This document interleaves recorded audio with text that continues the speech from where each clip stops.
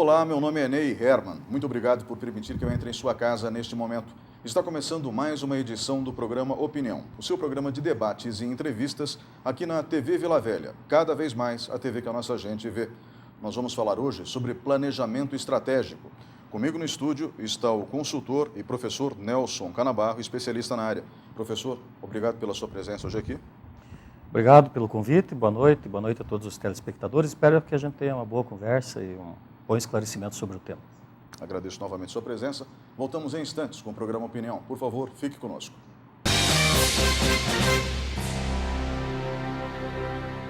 Programa Opinião. Apoio. Supermercados Tozeto, bem mais que um supermercado. Eletrocometa, qualidade e experiência. Juca Pneus, sempre ao seu lado. Olá, estamos de volta com o programa Opinião. O tema de hoje, planejamento estratégico. Comigo no estúdio, o consultor de empresas e também professor Nelson Canabarro.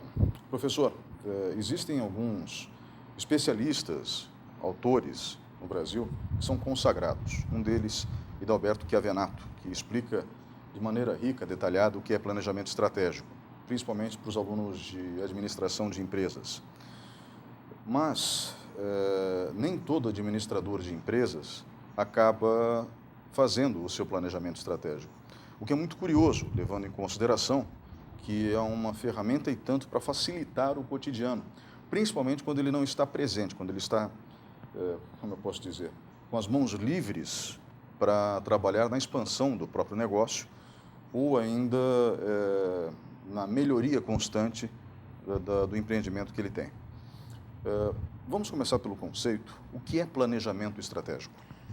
Bem, planejamento estratégico ele é uma ferramenta que você utiliza na organização para que você possa planejar o médio e longo prazo todas as ações que você vai fazer para que a tua empresa, primeiro, permaneça no mercado, tenha ganho de market share e planejar o crescimento também.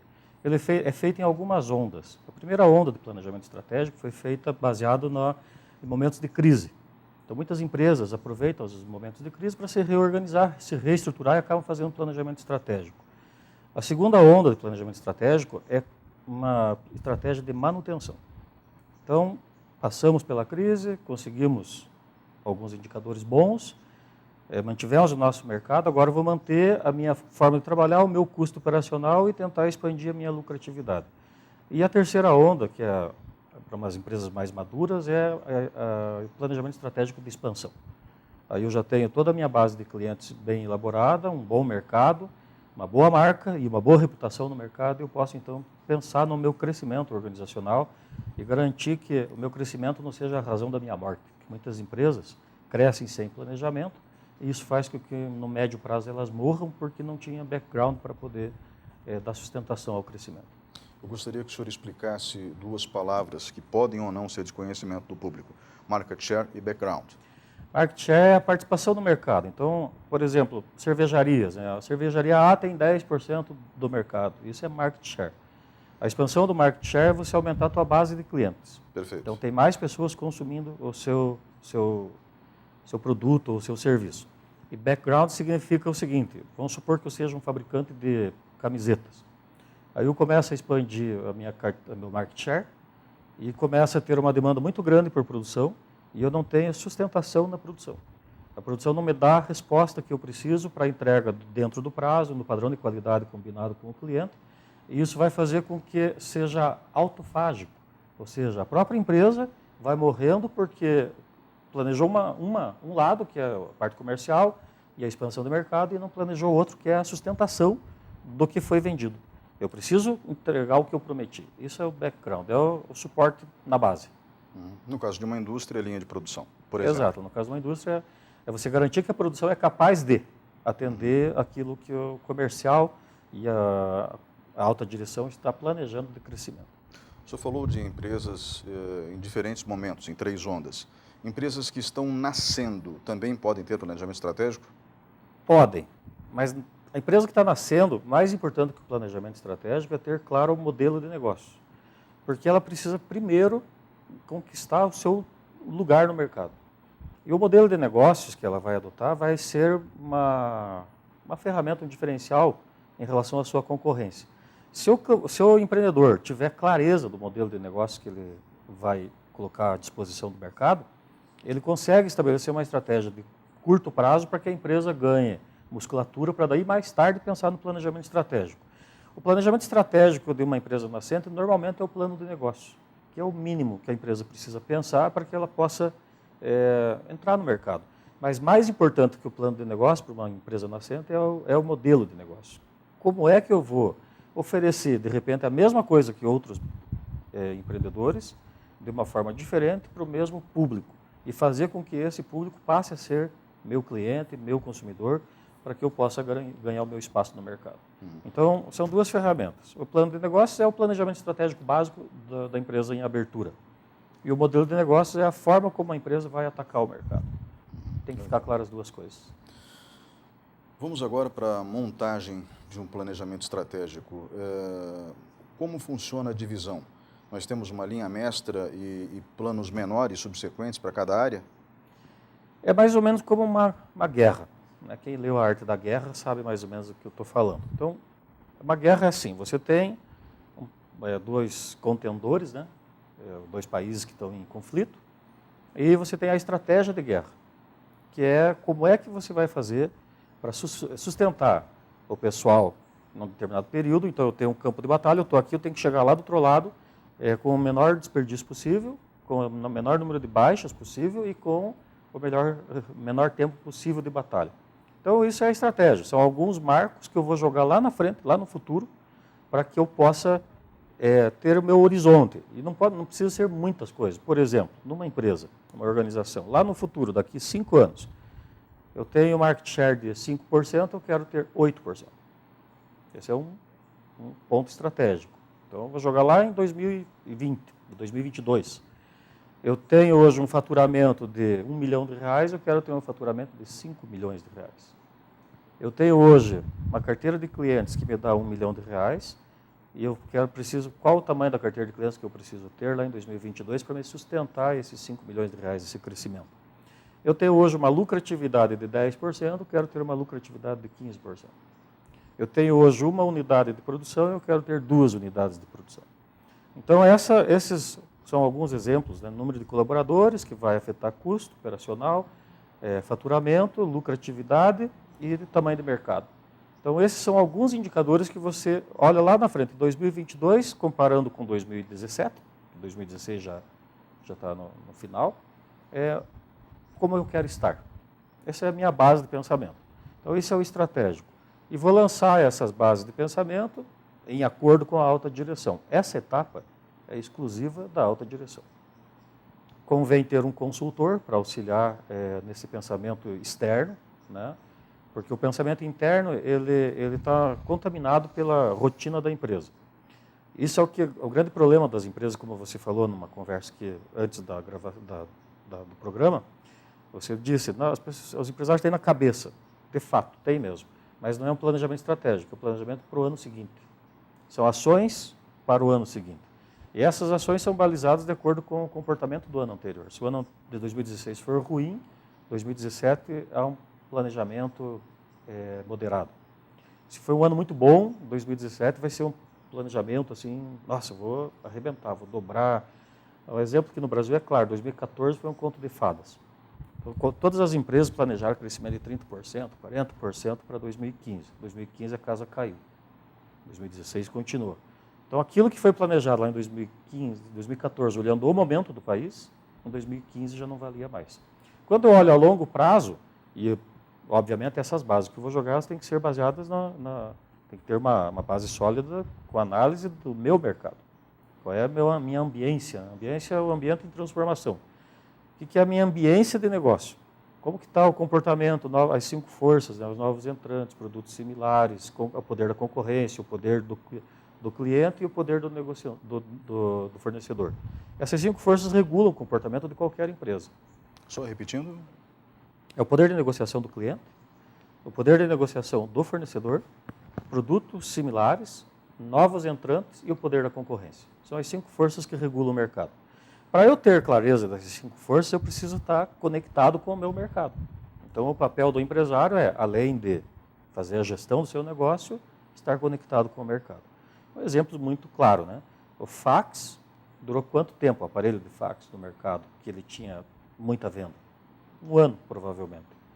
Um produto novo, que é um novo entrante, que acabou com o fax, foi o e-mail. E foi rápido.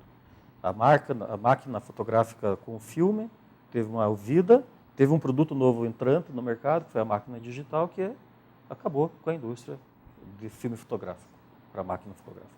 Então, esses novos entrantes são produtos que, de repente, você percebe que está despontando. Por que o Facebook comprou Instagram?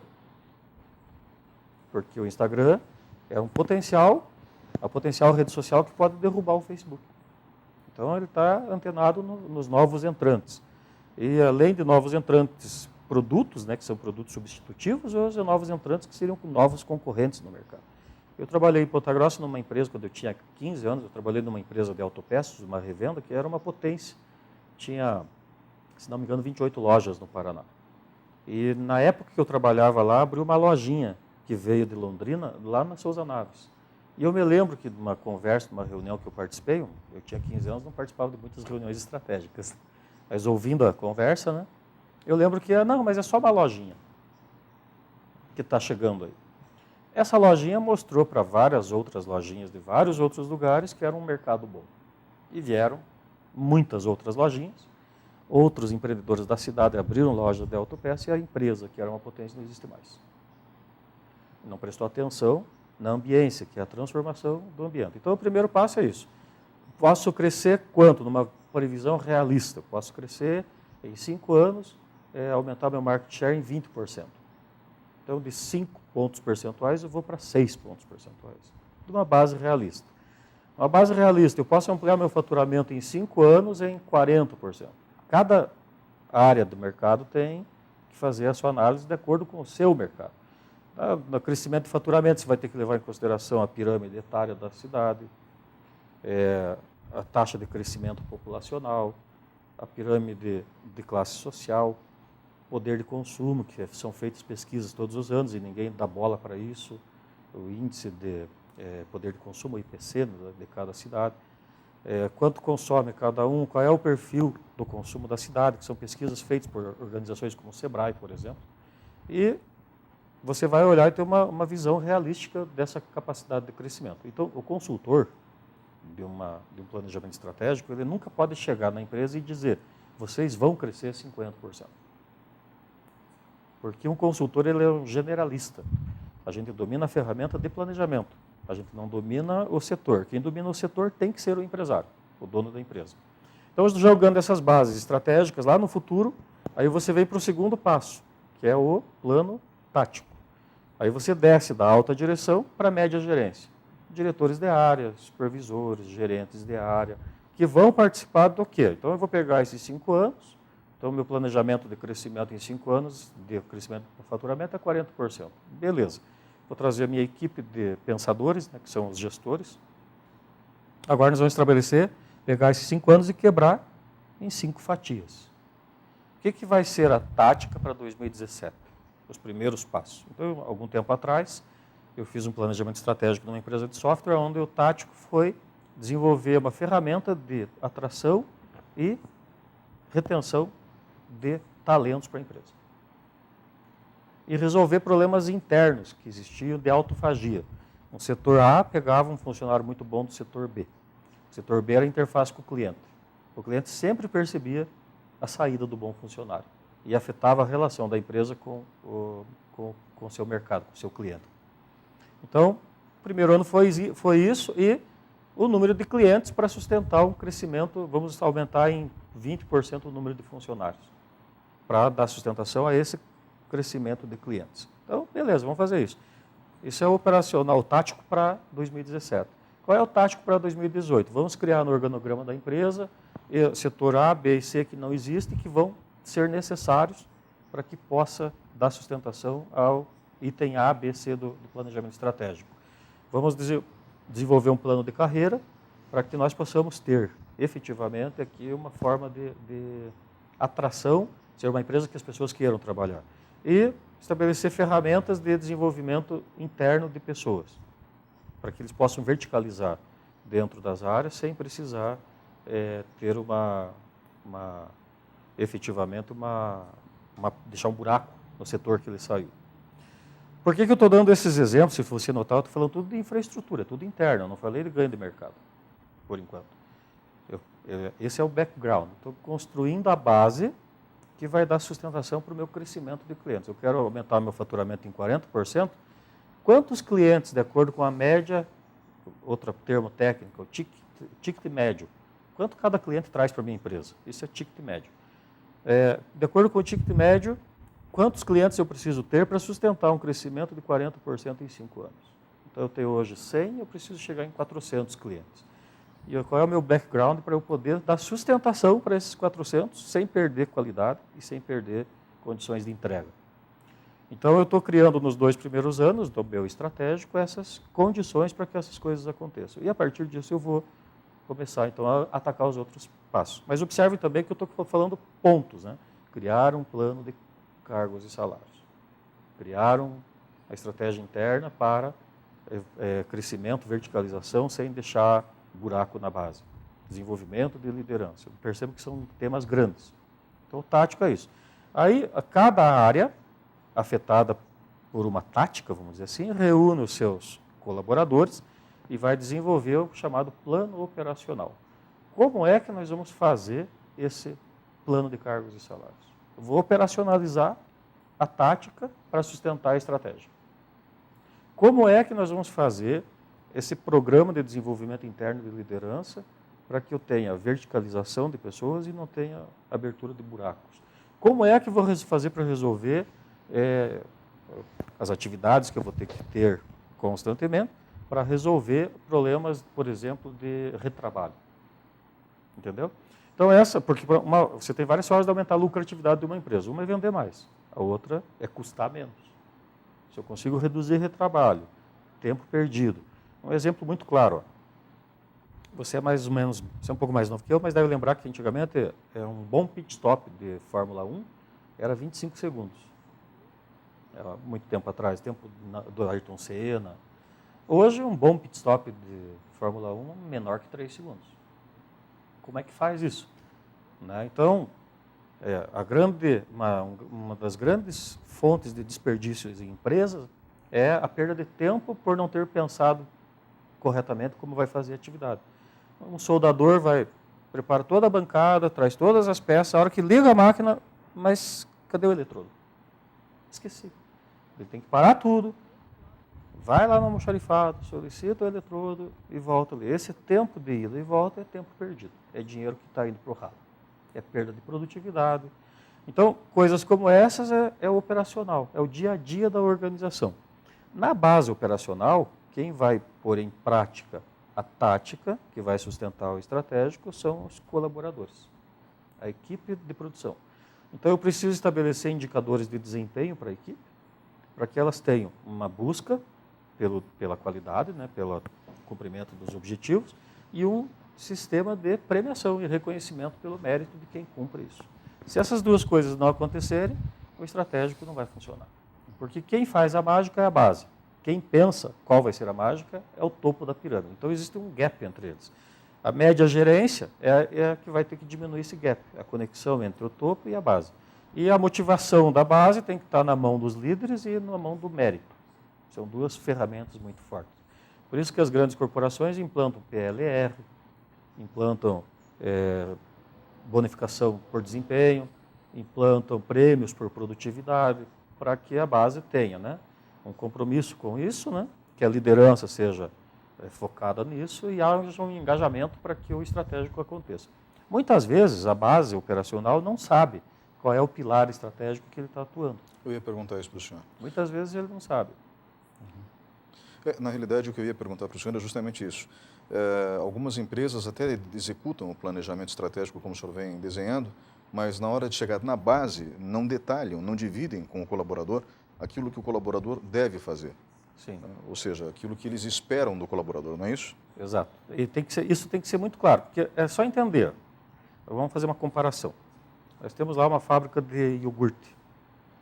Tenho um presidente, 15 diretores, 20 gerentes, 50 chefes. 100 pessoas na cadeia de comando. e tem 800 colaboradores de base operacional, produtividade, produção. Os 80 do topo podem faltar ao serviço a qualquer momento para fazer encontro, reunião de planejamento, tudo mais, que se tiver bem organizado com a base de chefia, os 20 operacionais ali, chefe de área mesmo, a empresa vai produzir. Se 50% dos funcionários não vierem trabalhar um dia, a empresa começa a ter prejuízo. Ela para, ela não consegue produzir. Então, toda a organização deveria entender que o topo da cadeia, que é a alta gerência, a alta administração, deve trabalhar para que a base tenha condições de trabalho. Porque eles é que fazem a mágica, eles que fazem a produtividade, que fazem a qualidade, que fazem um produto bem feito ou mal feito, é eles que têm que tomar uma decisão estratégica quando percebe uma não conformidade ou um defeito no produto e precisa descartar e ele resolve deixar passar. Então, essas questões que muitas empresas não entendem, que acham que estratégia é algo de alta direção. A elaboração da estratégia a execução da estratégia vai ser a base que vai fazer. E se não ficar muito claro na cabeça do empresário isso, que ele precisa ter esse comprometimento e esse engajamento da base operacional, não vai ficar claro para o funcionário por que ele tem que fazer. E se não estiver claro na cabeça do empresário que quem executa a estratégia é o operacional, ele não vai implantar um programa de mérito, que é reconhecimento e remuneração. São duas coisas que tem que caminhar junto. Reconhecimento e remuneração. Às vezes o funcionário faz uma coisa impressionante dentro da empresa e o empresário não lembra nem de dizer obrigado para ele. Isso é reconhecimento. Nem de trazer o cara para uma reunião de direção e falar, olha, esse cara merece aplauso. Ele fez isso, isso, isso, isso. Às vezes, inclusive, vai em reuniões e fala que foi ele que fez. Algo que foi um pessoal do operacional. E a remuneração. Se ele fez uma coisa boa para ele continuar fazendo, pague mais para ele não ir embora. Porque funcionário bom encontra emprego em qualquer lugar. E não gosta de trabalhar em empresas que não reconhecem o trabalho dele. Entendo. Esse tipo de processo, como eu posso dizer, né, que a divisão daquilo que foi planejado pelos altos executivos, a divisão desse conhecimento para que a base possa entender, eu acho que deveria ficar claro para todo funcionário que entra na empresa e passa pelo seu treinamento inicial. Sim. Aliás, dentro dessa questão do planejamento estratégico, eu vou falar um pouquinho, perguntar agora em relação a um dos gargalos administrativos mais graves que nós temos no Brasil, que é a qualificação da mão de obra. A nossa baixa qualificação, e é baixa, é um fato, ela dificulta essa conversa entre os altos executivos e a base operacional da empresa dentro da execução do planejamento estratégico? Bom, primeiro a gente tem que avaliar se os altos executivos são qualificados. Começa por aí. Porque, historicamente, acontece o seguinte, nas grandes corporações multinacionais, vem gente muito preparada. Vem gente de fora, se não tiver no mercado. A empresa de grande porte, ela não vai colocar pessoal desqualificado só para privilegiar uma cidade. Empresas familiares, empresas de pequeno porte, aquelas que eram pequenininhas, microempresas foram crescendo, eles privilegiam. Então, por exemplo, o empresário coloca o filho num cargo de direção e às vezes o filho nem está estudando mais, não quer nem saber de estudar, não tem a qualificação necessária e vai para um cargo de direção. Então, a própria direção já não é qualificada. E às vezes também a empresa cresce e a cabeça do empresário não cresce. Eu tenho conhecidos que têm empresas que já são de médio porte, ou seja, começaram como microempresas, mas ele calcula comissão ainda numa folha de papel ao maço. Os vendedores dele vão fazer vendas e o dono da empresa perde um tempo lá do mês dele fazendo cálculo com calculadora na folha de papel ao maço. Daí, Herman, vendeu tanto, vai tanto isso de porcentagem, custo foi esse. Ao passo que ele poderia delegar isso para alguém e pegar uma ferramenta, um Excel da vida e fazer isso em segundos. Né? Então, você percebe o seguinte, o que é o problema aí? O problema é que esse empresário, a empresa dele cresceu e ele continua microempresário. Funciona? Funciona. A empresa está aberta, está ganhando no mercado. Qual seria o ganho dele se ele parasse de fazer isso? Tempo. O empresário, o topo da cadeia, tem que ser um pensador. Me contaram uma história quando eu estava fazendo mestrado, que eu não sei se é verdade, eu vou reproduzir conforme me contaram. Que no Japão, na época do toyotismo e tudo mais, quando um executivo da empresa estava todo atabalhoado, fazendo coisa, mais coisa, cheio de coisa para fazer, Não tinha problema nenhum você chegar e atrapalhar ele e pedir para ele fazer mais uma coisa, que ele ia fazer. Quando ele estava em silêncio, numa sala, parado, pensando, não era para atrapalhar, porque ele estava no processo criativo. Então, não interrompa o pensamento. Quando o cara está fazendo um monte de coisa manual, pode interromper à vontade, porque não está fazendo nada estratégico, está fazendo operacional mesmo. Então, um empresário como esse, por exemplo, quando ele está sentado lá fazendo continha, ele pode ser interrompido, que é operacional. Agora, esse tempo que ele está fazendo continha, ele poderia usar para pensar plano de marketing, por exemplo, discutir com fornecedores uma melhor estratégia, ou com o seu setor de compras, como melhorar o desempenho nas compras, né? Ou seja, ele está perdendo tempo fazendo isso, ele não está ganhando tempo. E, ao mesmo tempo, ele demonstra uma desconfiança em relação às ferramentas e em relação às pessoas. Professor, obrigado pela participação nesse bloco. Nós voltamos em instantes com o programa Opinião. Por favor, fique conosco.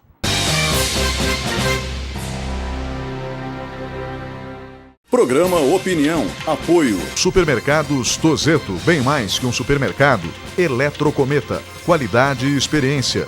Juca Pneus, sempre ao seu lado.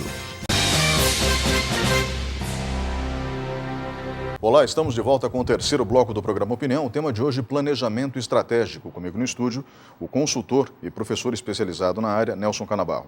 Professor, falávamos antes de concluir o segundo bloco que a qualificação, sim, é importante, mas começa na alta gerência, né? Ou até mesmo entre os altos executivos. O executivo é um facilitador, é aquele que cria condições para que a empresa possa se desenvolver. É um pensante. Sim, exatamente. E é óbvio que ele precisa de qualificação, porque senão ele não enxerga o mercado. Muito menos o mercado dentro de algum tempo, né? Ou seja, o mercado à frente, aquele que se vislumbra. E o mesmo se espera, eu acredito, da média gerência, dos líderes e do corpo de funcionários. Sim. Então, partindo do pressuposto que a alta direção é qualificada, e se não for, procurar formas de selo, né? Aí vai para baixo, começa a descer a pirâmide de poder, principalmente chegar na base operacional. A base operacional, ela precisa ter dois pilares de desenvolvimento muito forte, a liderança e o engajamento das pessoas. O líder, ele é peça fundamental de qualquer organização. E um dos grandes pecados que a gente tem é a escolha de líder por parentesco, por tempo de serviço ou por capacidade operacional. Às vezes pega lá um cara que está há 20 anos no trabalho, está há muito tempo com a gente aqui, vamos dar uma promoção para ele. Daí vão no setor que precisa de um novo chefe, né, um líder naquele setor, vê lá o melhor funcionário que faz a atividade melhor, o melhor vendedor da área. Não, esse vai ser o chefe de vendas a partir de agora.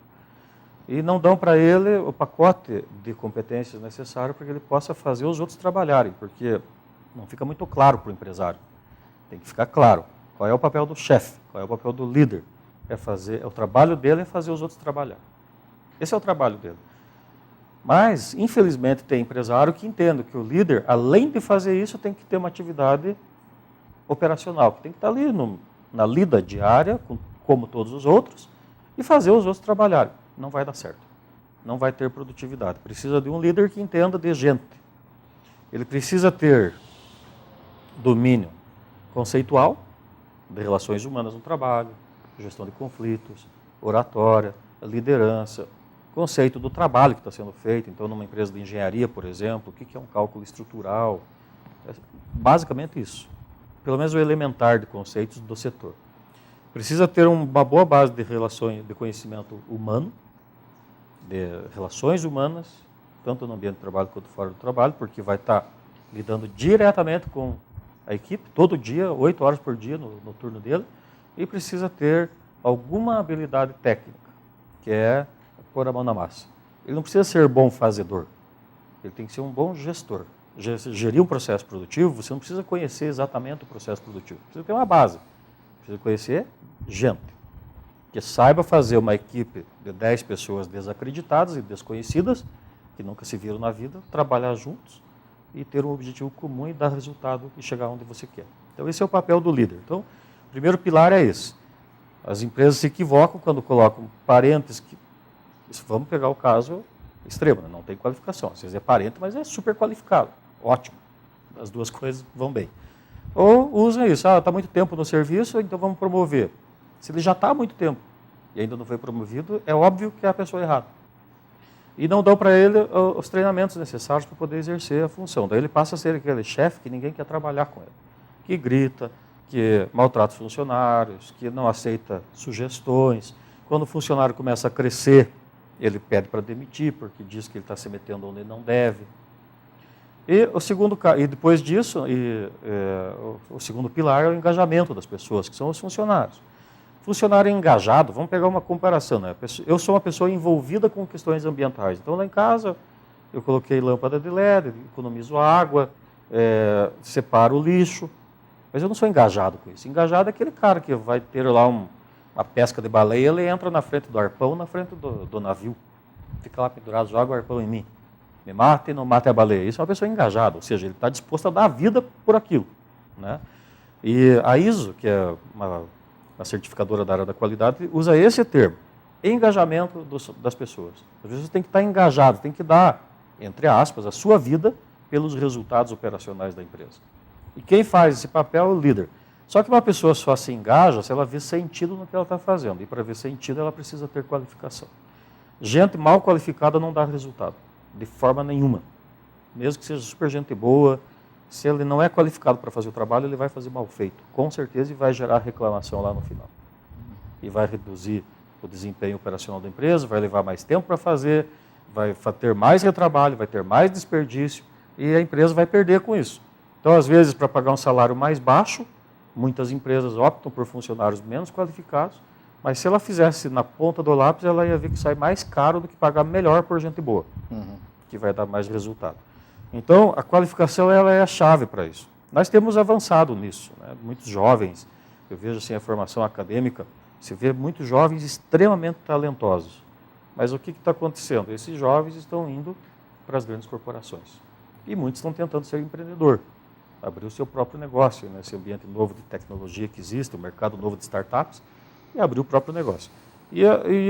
Existe um esforço, né, de organizações como o Sebrae, as universidades, o Senai, que é para melhorar a qualificação, mas ainda é uma qualificação operacional.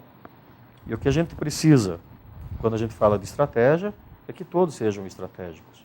Que um colaborador da linha de produção entenda o papel dele no resultado final da empresa e tenha conhecimento da importância do seu trabalho para aquilo que está acontecendo, para aquilo que a empresa quer chegar. Que ele tem a capacidade de abstração. Exatamente. Senão, você vai falar coisas que não, para ele não querem dizer nada, e se não faz sentido, eu não faço. Eu fiz um treinamento há uns anos atrás, numa empresa que fazia uma série de coletas de indicadores de produção por hora. E já há alguns anos eles estavam com dificuldades nesse indicador. E daí, quando eu fui fazer o treinamento, eu perguntei para as pessoas que faziam a coleta de informações o que significava aquilo para elas. Elas não sabiam. Para quem estava fazendo o trabalho, não significava nada, significava para o gestor. Se não significa para mim, eu não sei nem dizer se aquilo é o que precisa.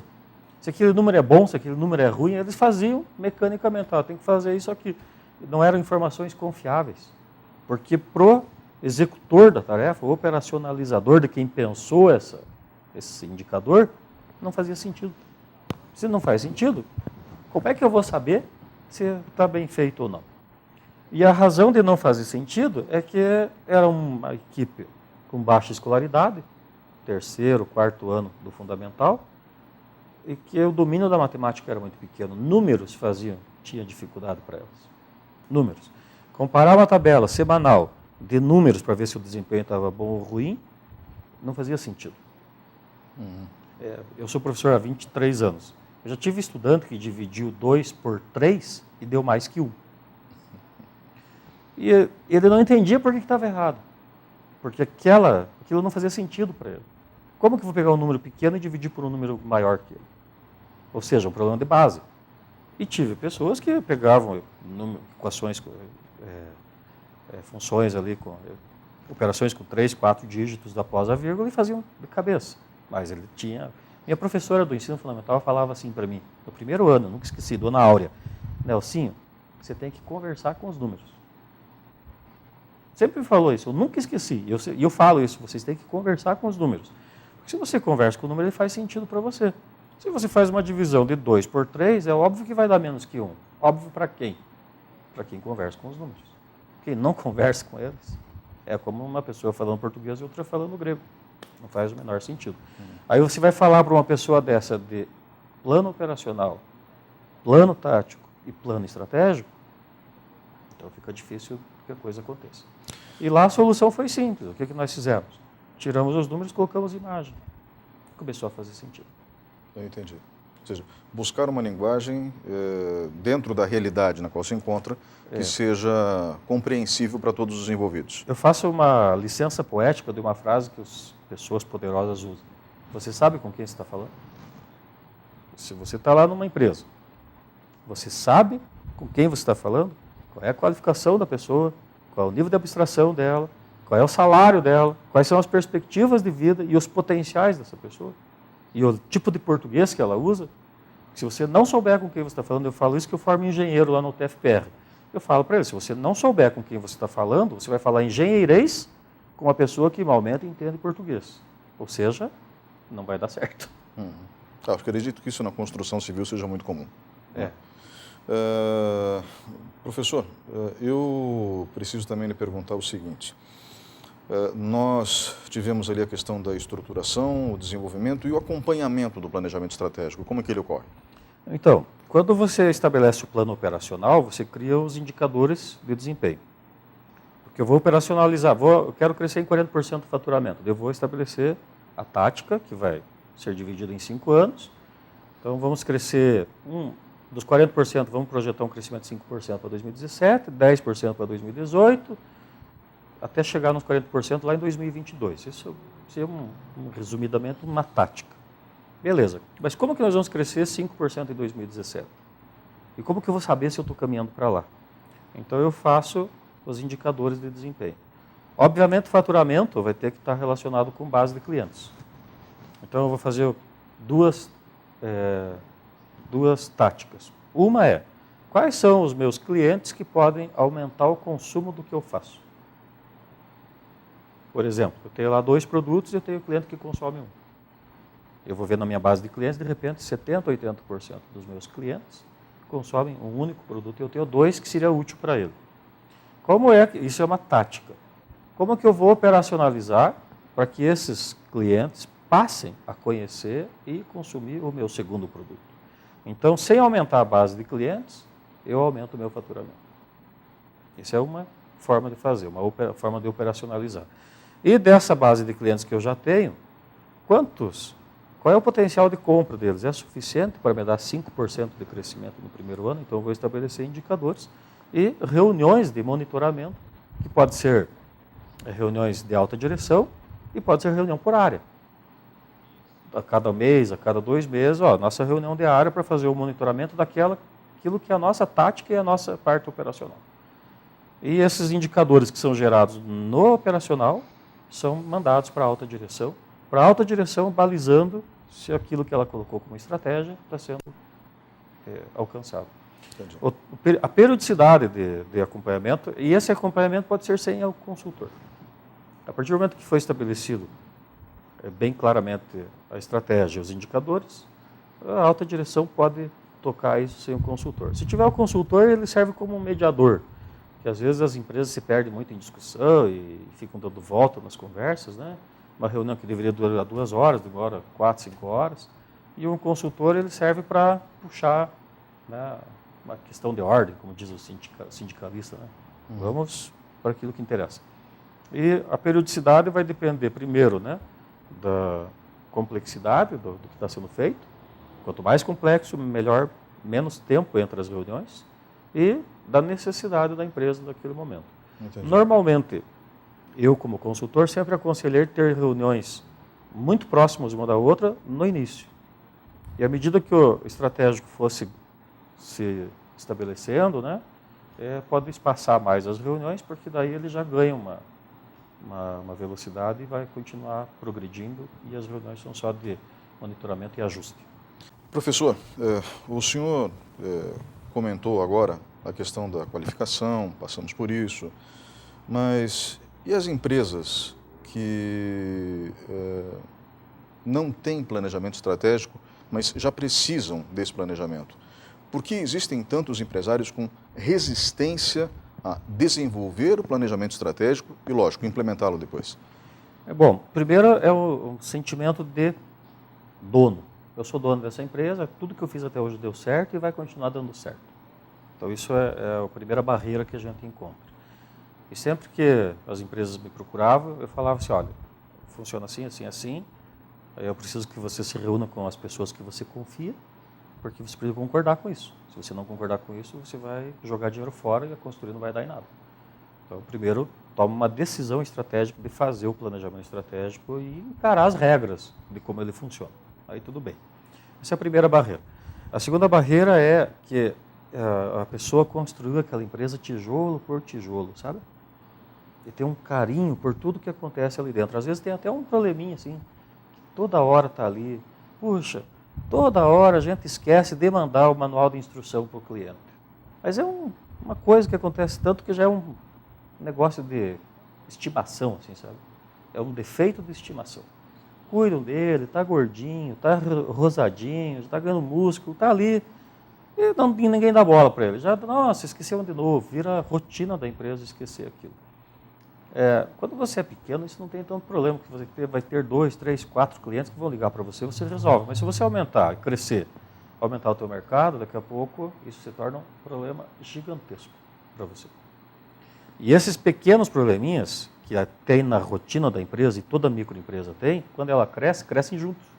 Eles não desaparecem por conta. É como se você pegasse um pedaço de borracha, fizesse um furinho no meio e começasse a esticar.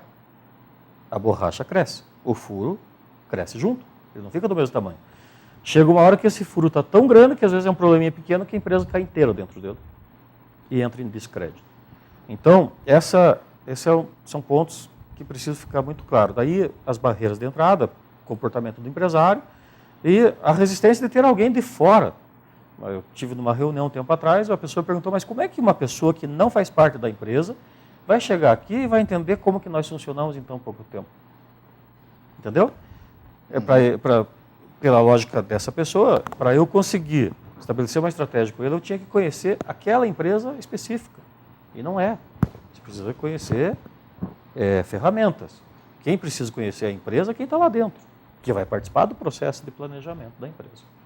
E essa barreira, assim, esse descrédito de como que um consultor consegue fazer um planejamento estratégico junto com uma empresa que vai crescer sem conhecer a empresa. É o não entendimento do papel do consultor. Muitos empresários entendem que o consultor vai entrar e vai fazer sozinho. E não é essa a ideia. O consultor mostra o caminho e dá responsabilidade. A tarefa caminha conforme o empresário cumpre sua responsabilidade, por uma razão muito simples, ele precisa crescer pessoalmente. Se o consultor fizer tudo sozinho, a empresa vai ficar dependendo do consultor para qualquer coisa. Não se livra dele, vamos dizer assim, não gera conhecimento interno. Então esses são os problemas de entrada. Os benefícios de você ter um planejamento estratégico escrito, impresso, colocado em gestão à vista, indicadores, tudo mais, né? Reuniões de monitoramento. Tudo que você escreve, você executa. Talvez não no prazo que você previu por questões de mercado, mas você vai executar, você vai pôr em prática. Todas as pessoas que eu conheço, empresas que eu fiz consultoria, que escreveram o planejamento estratégico, eles colocaram tudo em prática. Chegaram todos os resultados que eles queriam. Quando está na mente da pessoa, só ela sabe que aquilo faz parte do processo, ninguém mais. Só ela está vendo se vai na direção certa ou não, ninguém mais. Quando eu escrevo planejamento estratégico, quando eu faço reuniões com a diretoria, com os gerentes, com o operacional, as pessoas percebem que a coisa não está indo bem ou que a coisa está indo bem. E conseguem ajudar no ajuste do caminho para que chegue onde você quer. E existe sempre a fatalidade, né? Digamos que um empreendedor faleça, a empresa continua. A empresa continua. Apesar da ausência dele, porque ficou a família dele. Né? Exatamente. Ficaram os herdeiros, então, tendo obviamente... uma estratégia, permanece no mercado. Professor, obrigado pela participação nesse bloco. Nós vamos para um breve intervalo e voltamos em instantes.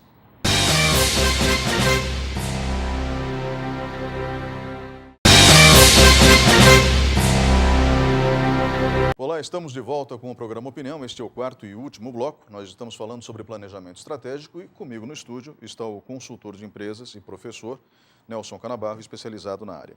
Professor, eu gostaria aqui que encerrássemos o programa com suas considerações finais e, para quem está nos assistindo, que o senhor deixasse talvez uma sugestão de leitura dentro da área de planejamento estratégico e assim as pessoas pudessem pelo menos despertar a curiosidade sobre o assunto. Sim. Bom, primeiro, convidar os empresários para que conheçam o que é um planejamento estratégico, que converse com instituições, por exemplo, comigo na UTFPR. Liga, marca um horário, a gente conversa com o SEBRAE, com a Universidade Estadual de Ponta Grossa, tem empresa júnior que pode ajudar, tanto na UTFPR quanto na UEPG, que já dão uma ajuda razoável, e converse com outros empresários que já fizeram planejamento estratégico para trocar uma ideia e verificar a eficácia do que a gente está falando. Segundo que, se planejamento estratégico não fosse bom, as grandes corporações não fariam. Qual é a grande especialidade de empresas de grande porte? Ganhar dinheiro. Essa é a grande especialidade deles. Ah, eles fazem um produto bom? Fazem, mas é para ganhar dinheiro. Ah, eles não têm defeito? Não tem, mas é para ganhar dinheiro.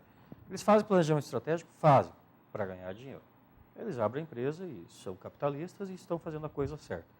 Então, se planejamento estratégico não funcionasse, nenhuma empresa de grande porte, especializada em ganhar dinheiro, faria. Seria um tempo perdido. E todas fazem. Então, seu pequeno, que precisa ganhar dinheiro para crescer, entender isso, ele vai começar a trabalhar de uma forma mais elaborada, né? Então, não ter esse medo. E que, como sugestão de leitura, mais do que uma leitura, eu sugiro que pequenos empresários façam uma qualificação em empreendedorismo. Mais do que leitura. Porque a leitura, assim como uma palestra, elas são, que ela chama de fogo de palha, sabe? Uhum. Você vai numa palestra que fala motivacional, né? Vou lá assistir o professor Grécia. Nossa, vou sair daqui e vou mudar o mundo. Chego no carro, tem o pneu furado. Pronto, já passou a minha energia, porque eu já fiquei bravo. Daí chega alguém e me pergunta, como é que foi a palestra? Fala, foi legal, mas ele só fala do pneu que furou. Então, livro é bom quando você já tem uma base de conhecimento. E leia o Falcone, né? Vamos ler estratégias sobre desenvolvimento de liderança, como, por exemplo, a inteligência emocional. Leia a Arte da Guerra, que é mais autoajuda, mas vale a pena a leitura, né? Então, esses grandes autores, eles servem para quando você já tem uma base. Porque senão não adianta você começar a ler a Bíblia sem ter feito a catequese. Você não vai saber, não vai entender nada do que está escrito ali. Então, eu sugiro assim, que faça um programa. O SEBRAE oferece um programa chamado Empretec. Ou faz um programa, um programa de qualificação, por exemplo, modelo de negócio, Canvas. Senta numa oficina de plano de negócio. Que daí você começa a ver assim, puxa vida, por coincidência, né, um amigo meu tem uma empresa, ele é empresário há 50 anos, a empresa dele faliu em 2014, perdeu tudo que tinha. E daí ele abriu uma nova, pequenininha, e foi fazer uma oficina de Canvas na UTFPR.